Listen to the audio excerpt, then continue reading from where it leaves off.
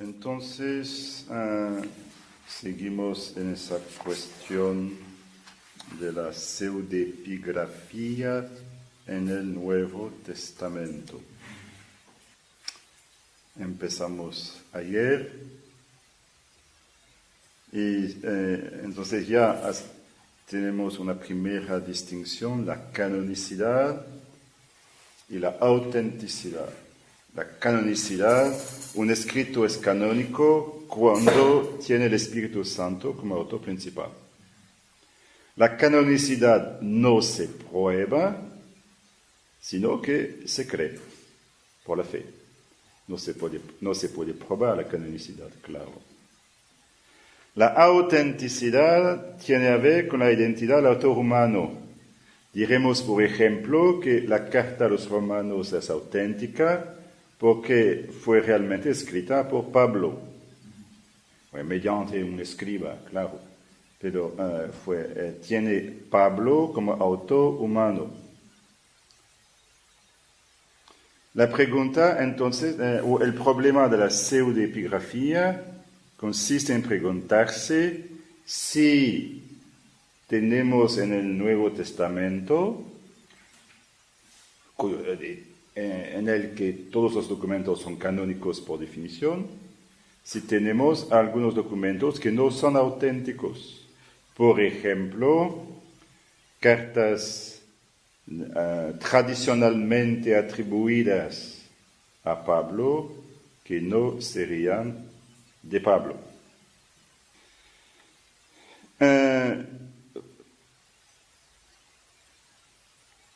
Voy a tratar de esclarecer ese concepto técnico de pseudoepigrafía. Primero concepto, la anonimidad. Con I. Anonimidad. No se conoce el autor. El autor aquí es el autor humano. Es una cosa común. Hay grandes obras de la literatura cristiana y no se conoce el autor. Por ejemplo, la imitación de Jesucristo de la Edad Media. Se supone que tal vez el autor sería Thomas à Kempis, pero no se sabe con certeza. En la Biblia, en el Antiguo Testamento, hay muchos libros anónimos. No sabemos quién los escribió.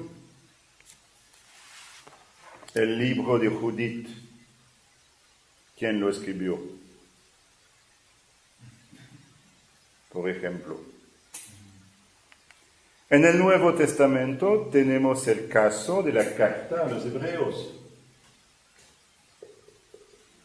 No se sabe quién es el autor. Ya hablé un poco sobre el problema cuando hablé del canon, diciendo que del lado occidental de la Iglesia se pensaba que era Pablo, del lado oriental no se pensaba que fuera Pablo, y la Iglesia no quiso comprometerse en la identidad del autor humano. Solo dijo, es canónica. De hecho, en la liturgia decimos lectura de la carta a los hebreos. No decimos lectura de la carta de San Pablo a los hebreos. No. Es una carta anónima que ni siquiera menciona un nombre de autor. En la literatura contemporánea,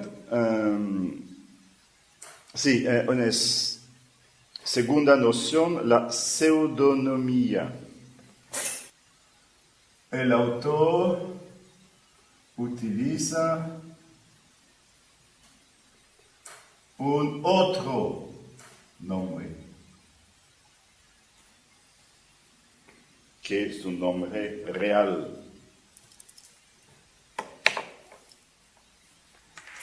es una cosa común. Por ejemplo, yo busqué ejemplos tal vez más conocidos para ustedes. Nigromante, ¿no? Nigromante. Bueno, Pablo Neruda, el poeta chileno del siglo XX. No era su nombre real, se llamaba Ricardo Eliezer Neftali Reyes Basualto. Ricardo Eliezer Neftali Reyes Basualto. Pero escribió Pablo Neruda, nombre de pluma. Es la pseudonimia, que es una cosa común. El escritor americano Mark Twain se llamaba Samuel Clemens. Más temprano en la historia hubo mujeres que escribieron tomando un nombre de varón para que la obra fuera más fácilmente aceptada. En otro caso, ¿conocen Tintin? ¿No? Tintín. Sí, es una serie muy popular en Europa, especialmente en Bélgica, porque el autor era belga, y en Francia ya se vendió millones de copias y todavía es muy popular. ¿Quién era el autor? Hergé. Pero es un seudónimo. El nombre real era Georges, o sea, Roger Rémy. Sobrenombre. Georges Rémy. Y Georges Rémy entonces tomó las dos primeras letras de su nombre, hizo una permutación R, G, R, G. Es solo eso. ¿Por qué lo hizo? No sé. No es tan común en ese tipo de literatura, pero Hergé es un seudónimo. Aparentemente, la pseudonimia no se encuentra en el Nuevo Testamento. Encontramos el anonimato, pero la pseudonimia no. ¿Qué es ahora la pseudepigrafía?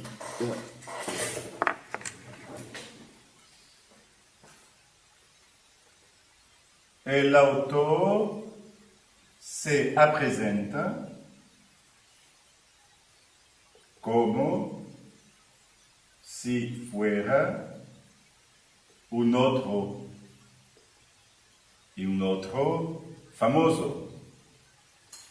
Entonces el autor toma otro nombre y se presenta como si fuera aquel otro autor. Claro que aquel otro autor debe haber fallecido, porque si no sería un problema jurídico. Si escribiera hoy en día un libro tomando como nombre de autor un nombre famoso, por ejemplo, un libro de espiritualidad, yo soy Anselm Grün, que vendió no sé cuántos copias de libro. No, yo tendría problemas jurídicos, pero usted no tiene derecho. Existe un autor real, Anselm Grün, no es usted. En la pseudepigrafía, entonces, el autor real toma el nombre de un autor pasado, fallecido y célebre. No va a tomar cualquier nombre en ese sentido. Si el nombre utilizado no es conocido, entonces es solo pseudonimia, nada más. En el caso de las cartas de Pablo, la pregunta es esta: si tenemos cartas que se presentan como escritas por Pablo, pero que tal vez fueran escritas después de su muerte por alguien que se presentó como si fuera Pablo. En general, la reacción primera es: pero sería mentira. No es tan sencillo. En primer lugar, ¿cómo se plantea el problema? Tenemos 13 cartas de Pablo y 7 de ellas no son problemáticas con relación a la autenticidad. Cartas de Pablo ciertamente auténticas, según el juicio de casi todos los exegetas. Romanos, Primera Corintios, Segunda Corintios, Gálatas, Filipenses, Primera Tesalonicenses y Filemón. 7. O sea, realmente hay casi una unanimidad de estas cartas son de Pablo. Hay otras cartas cuya autenticidad es discutida. Bueno, son las demás. Entonces, Efesios, Colosenses, Segunda Tesalonicenses, Primera Timoteo, Segunda Timoteo, Tito, 6. Es casi la mitad, aunque sean más cortas. ¿Y por qué pensar que tal vez algunas cartas de Pablo no serían de él? Los exegetas dicen: encontramos diferencias notables, diferencias de vocabulario, diferencias de estilo, diferencias de doctrina. Son criterios legítimos porque ya con solo esos criterios podemos comprender que muy probablemente la carta a los hebreos no fue escrita por Pablo. Que hay tantas diferencias de vocabulario, estilo, doctrina, que parece casi imposible.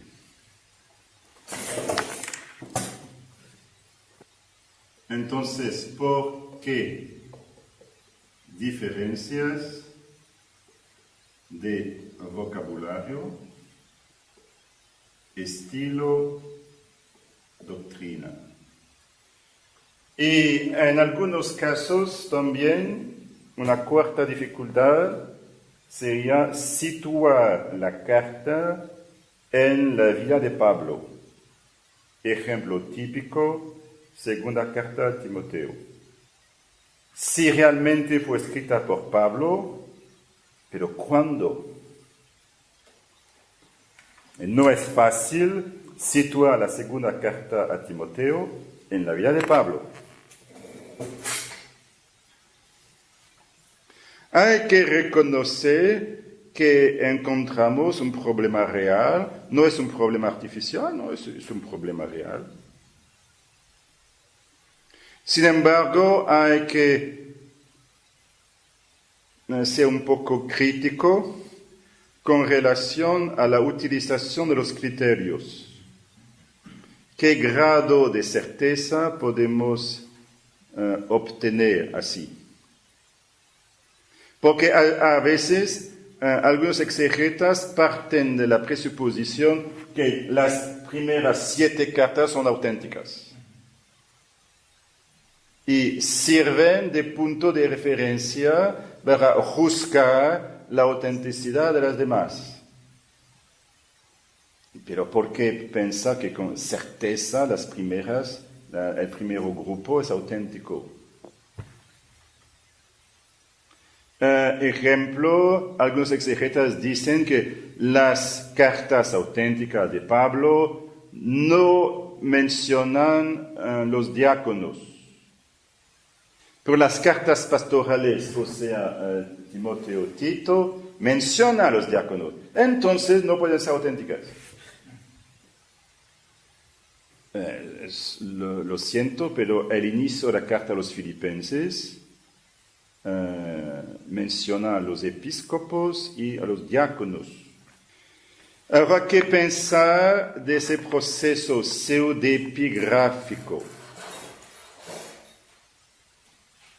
Claro que si el autor real quiere engañar a la gente, es inmoral.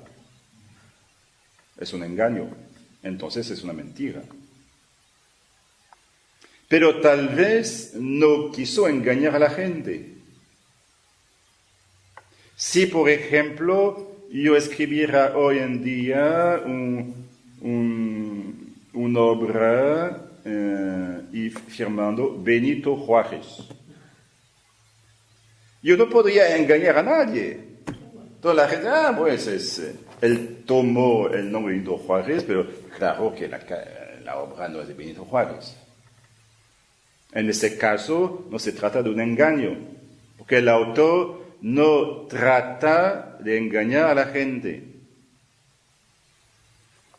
Los exegetas que están en favor de la pseudepigrafía en el Nuevo Testamento dicen lo siguiente. Pablo entonces escribió cartas auténticas,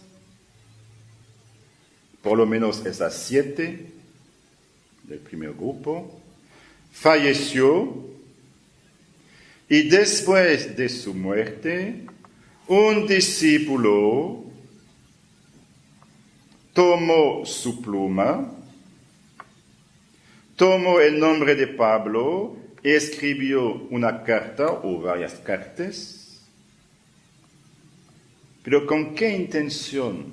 No con la intención de engañar a la iglesia, sino de hacer un aporte teológico, o sea, presentando lo que, según su opinión personal, Pablo hubiera dicho. Si Pablo todavía estuviera viviendo, ¿qué diría Pablo? Voy a decírselo. Y yo escribo una carta tomando el nombre de Pablo, como si esa carta fuera una extensión del pensamiento teológico de Pablo. Yo creo que es más o menos lo que piensan los exegetas en favor de la presencia de la pseudepigrafía en el Nuevo Testamento. Entonces, esto presupone que la carta sea escrita después de la muerte de Pablo, claro. Presupone también que el discípulo se considere como teniendo una cierta autoridad. Porque de otro modo, ¿quién soy yo para pretender prolongar, extender el pensamiento de Pablo? La intención sería la siguiente: he aquí la verdadera tradición paulina, el espíritu de Pablo permanece en la iglesia, y entonces yo escribo una carta con la intención de prolongar el pensamiento de Pablo. Entonces no se trataría de un engaño en absoluto. ¿Cuál es el caso del Antiguo Testamento? En el Antiguo Testamento parece que existe este proceso. Por ejemplo, la sabiduría de Salomón. La sabiduría de Salomón, escrita más de 8 siglos después de la muerte de Salomón, y escrita directamente en griego, lo que muestra muestra tanta influencia del pensamiento helenístico que es fácil comprender que no, el autor no puede ser Salomón. En la época del Nuevo Testamento florece un tipo de literatura que utiliza el proceso pseudepigráfico, atribuyendo artificialmente algunos libros a personajes importantes del Antiguo Testamento. Por ejemplo, el primer libro de Enoc. Enoc, un patriarca antes del diluvio. Génesis 5, creo yo. El autor se presenta como si fuera Enoc y subió al cielo, recibió revelaciones y después, las contó en ese libro. Claro que el autor no puede ser Enoc. Hay muchos exegetas entonces que piensan que, y por qué no en el Nuevo Testamento, ¿cuál sería el problema en admitir que algunas cartas de Pablo no serían auténticas, sino de un discípulo? Bueno, la Iglesia no dijo nada, porque no se trata de la canonicidad, sino de la autenticidad. Que el autor real sea Pablo o no sea Pablo, para la Iglesia es un escrito canónico, es lo más importante. Eso no significa que la autenticidad no tenga ninguna importancia. Yo creo que ya les mencioné ayer que algunos exegetas que piensan que tal carta de Pablo no es auténtica, tienen la tendencia a descartarla. Oh, no es de Pablo. Personalmente, hasta tal vez un juicio de la Iglesia, pero a mí me parece poco probable que la Iglesia diga una cosa al respecto. Bueno, veremos, pero hasta hoy no. Personalmente, es una opinión personal, nada más. Yo pienso que no hay ninguna pseudebiografía en el Nuevo Testamento. Yo creo que todas las cartas de Pablo son auténticas. Y yo creo que admitir pseudepigrafía en el Nuevo Testamento sería bastante problemático por varias razones. Por ejemplo, la pseudepigrafía en el Nuevo Testamento presupone que un discípulo se considere autorizado para escribir en el nombre de Pablo. Momento, por favor. No es una cosa evidente en absoluto. Los apóstoles gozaban de un estatuto totalmente aparte, excepcional. Lo que se nota, por ejemplo, en los Hechos de los Apóstoles, 5:12, por mano de los apóstoles se realizaban muchas señales y prodigios en el pueblo, y solían estar todos con un mismo espíritu en el pórtico de Salomón. Pero nadie de los otros se atrevía a juntarse a ellos, aunque el pueblo hablaba de ellos con elogio. Nadie se atrevía a juntarse a ellos. Son apóstoles. Un apóstol no es cualquier discípulo.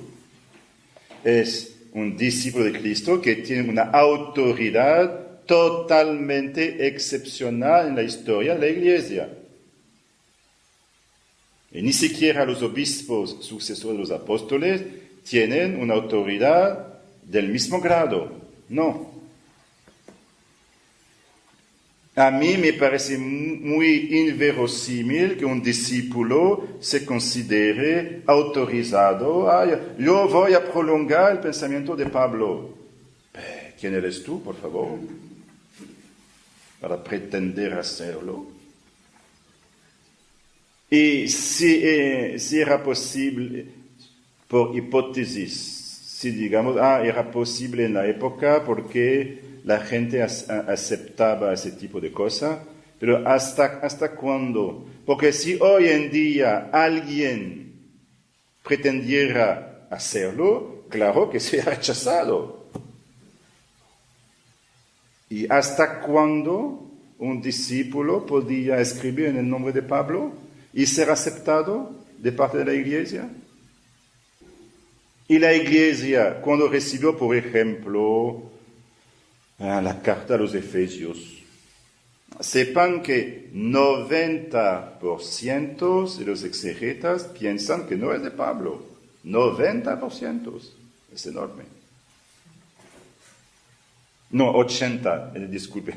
Bueno, no, la diferencia no es tan grande. 90 es para las pastorales, Timoteo, Tito. Pues, 80% piensan que Efesios no es auténtica. La Iglesia canonizó esta carta a los Efesios. ¿Y cuando canonizó la carta? ¿Pensaba que era de Pablo? O tal vez la Iglesia se alegró, qué iniciativa tan linda de prolongar el pensamiento de Pablo. Muchas gracias, por favor. Vamos a canonizar esa carta como si fuera de Pablo. No, yo creo que es muy inverosímil. No sé si, personalmente, si la Iglesia supiera que esa carta no era auténtica, yo no creo que la hubiera canonizado. Hemos visto en la elaboración del canon que el origen apostólico era muy importante, muy importante. Y además, tenemos un testimonio muy interesante que muestra que la aceptación de la pseudepigrafía era muy problemática. Un padre de la Iglesia, Tertuliano, del tercero siglo, fue el padre de la Iglesia que inventó la palabra Trinidad. Que Trinidad no se encuentra en el Nuevo Testamento, es una invención. Y fue Tertuliano que inventó la palabra en latín. Tertuliano nos dio ese testimonio con relación a una obra llamada Hechos de Pablo. Los Hechos de Pablo. Si tenemos los Hechos de los Apóstoles escritos por Lucas en el primer siglo, y tenemos, entre otras cosas, tenemos obras de Pablo. Bueno, interesante. Y Tertuliano, en su tratado sobre el bautismo, escribió lo siguiente, criticando a algunas mujeres que pretendían que podían enseñar y bautizar.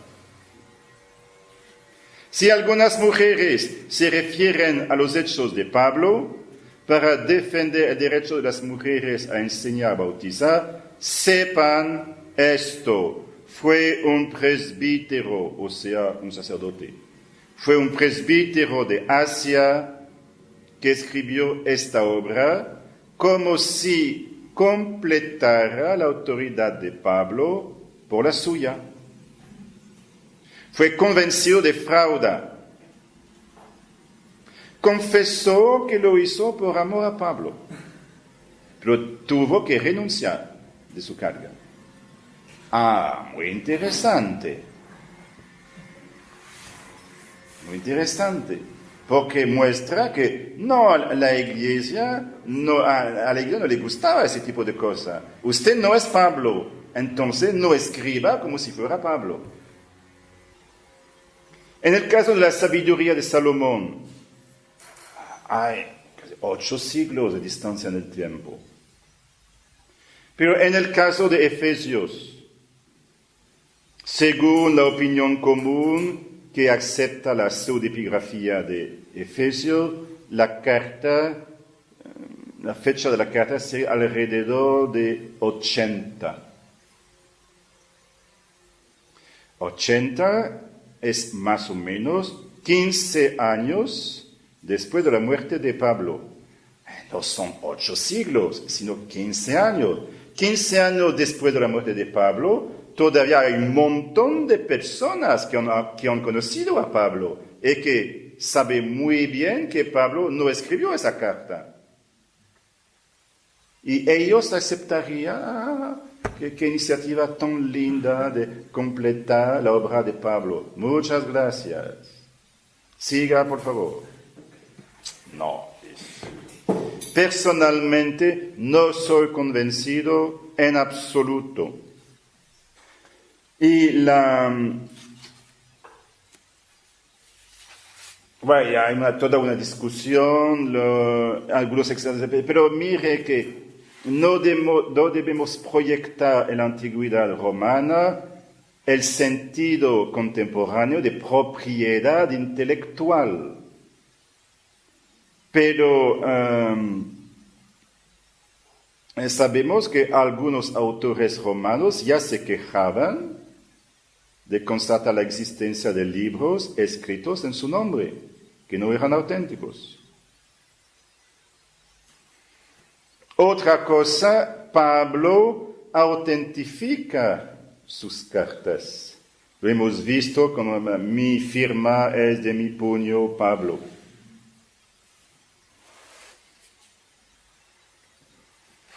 Y en el caso de segunda carta a los tesalonicenses, una mayoría piensa que es pseudepigráfica. Pero personalmente yo pienso, bueno, si yo fuera el autor de segunda tesalonicenses, escribiendo una carta pseudepigráfica, pero yo no haría lo que hizo el autor. Por ejemplo, capítulo 2, hermanos, no os dejéis alterar tan fácilmente en vuestros ánimos, ni os alarméis por alguna manifestación del Espíritu, por algunas palabras o por alguna carta presentada como nuestra. O sea, el autor dice, cuidado, existen falsas cartas de Pablo. Pero si yo fuera el autor, es estúpido hacer esto. Y la firma, el saludo va de mi mano Pablo, esta es la firma en todas mis cartas, así escribo. ¿Y sería pseudepigráfica? ¿Por qué insistir tanto? Otro, ustedes se acuerdan de la homilía del hermano Vicente anoche. La primera lectura era de la segunda carta de Timoteo y Vicente se pregunta, ¿por qué hay cosas? Por favor, ¿podrías traerme los pergaminos, mi abrigo, etcétera? ¿Y por qué un autor pseudepigráfico haría esto? Que eso no representa ningún aporte teológico. Entonces sería totalmente artificial. ¿Cómo resolver el problema? Bueno, de verdad hay un problema, las diferencias de vocabulario, estilo, doctrina, sí, pero hay que recordar que existen varias maneras de ser autor.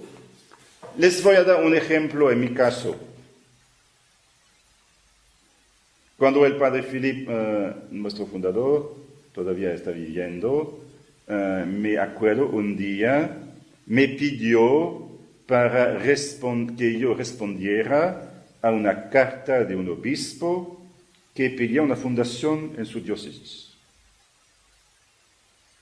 El padre dijo, entonces usted responderá tal cosa, tal cosa, tal cosa. Bueno, yo escribí la carta y mostré la carta al padre Philippe, hizo unas pocas correcciones y después firmó la carta.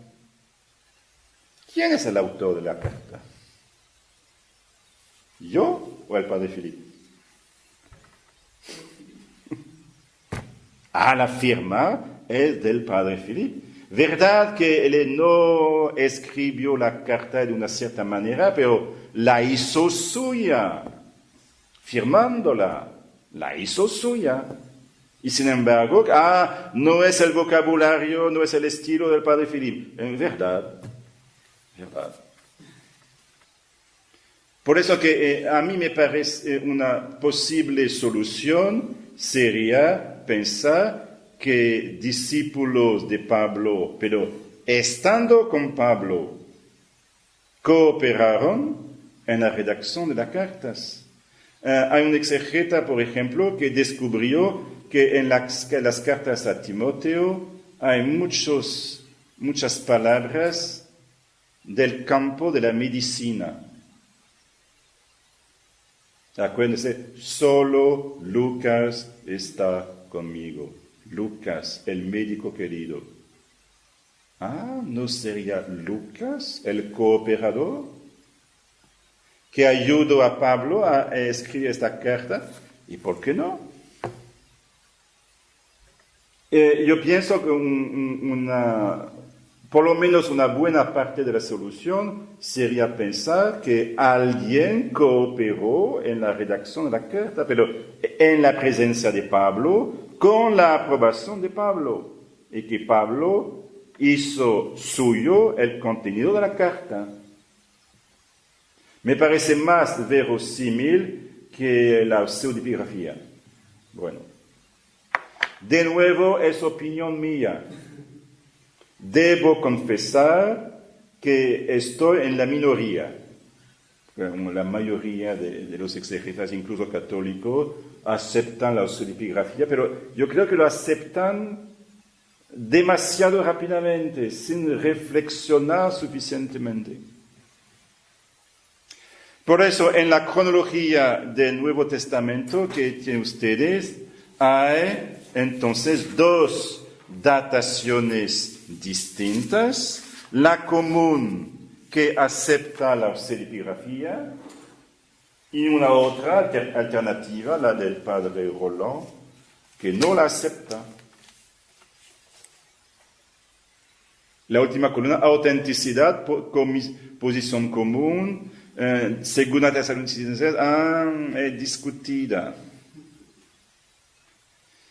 En el caso de las cartas pastorales, no, 90% de los exegetas piensan que no son de Pablo. Yo creo que es bueno saberlo, pero de nuevo no es un punto de fe, es un punto de libre discusión. Ustedes pueden tener una otra opinión que la mía, pero me parece que es importante reflexionar un poco más, que lo hacen muchos exegetas que no se dan cuenta de los problemas serios de la pseudepigrafía en el Nuevo Testamento. Gloria al Padre, al Hijo y al Espíritu Santo.